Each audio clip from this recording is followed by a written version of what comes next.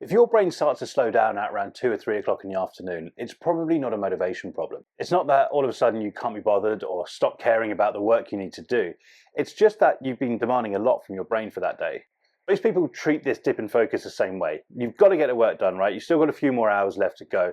So you grab another coffee, a couple of cheeky biscuits and just push on through. But you know that this isn't a great solution. And you can't just force your brain to work harder or focus more. That's not really how it works. But it's important to know that that 3 p.m. slump, it's not because you're lazy or ill-disciplined or lack motivation. You know, it's not a personality flaw, it's a signal. And in the next few minutes, I'm going to show you exactly what that signal means and what you can do about it.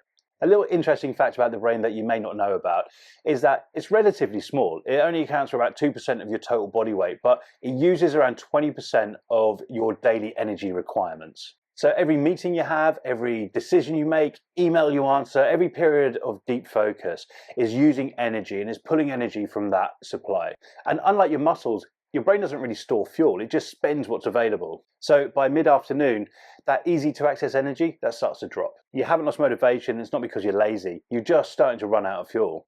If we look at a specific area of the brain called the prefrontal cortex, and this is responsible for your work kind of stuff, like your decision making, your focus, your planning, but it's also one of the most energy hungry and stress sensitive parts of your brain. And to function properly, it needs glucose, oxygen, and a reasonably calm nervous system. So when fuel starts to drop or stress rises, your brain pulls resources away from that particular part of the brain. So that foggy, flat, low energy kind of feeling that you might get around 3 o'clock, that's not failure. That's not you being ill-disciplined or lazy.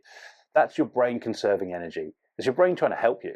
What we're dealing with here is something that I call unsupported ambition. So you're ambitious, you want to be successful, so you've got to work hard, but you might not be necessarily supporting your brain properly from a biological perspective.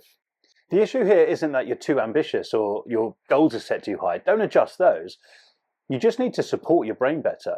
Now, to support our bodies, if we want to optimize performance and health and longevity, we know, you know, that we need to exercise, eat well, and recover properly. Your brain is no different.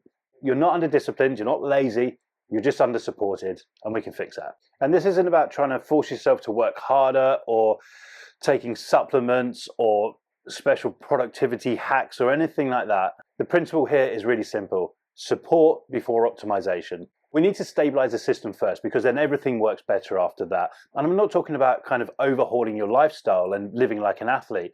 I'm talking about just introducing a couple of healthy habits throughout your day. We're just looking at 3 areas: movement, nutrition, and nervous system regulation. For movement, just 2 to 5 minutes of light movement is enough to increase blood flow and oxygen to your brain. For nutrition, let's just focus on prioritizing protein and reduce or limit carbohydrates and sugars. And this will give you a nice steady energy flow throughout your day rather than those kind of peaks and crashes that you often get, which is probably part of the reason you're reaching for those biscuits at 2 o'clock. And an easy tool for regulating your nervous system is something called the physiological sigh. Really simple. It's 2 big inhales through your nose and then 1 slow exhale through your mouth. And that'll just help settle your nervous system down. Now, as I say, these aren't extreme interventions. They're just supporting your biology. That 3 p.m. slump isn't just something that happens. It's not something that you have to accept. Think of it as a signal or feedback. And that feedback is giving you information where your system needs to be supported. And if you want to understand your own cognitive support levels, then I've created a cognitive assessment, which I'll leave a link for in the comments, or you can find on my website. Thanks for watching, and I hope you found it useful. But more than that, I hope you found it empowering, because I certainly do. You know, understanding that we have so many fairly simple tools at our disposal that can help us get more out of our brain so we can live the life we want to live, you know, healthier, happier, more successful.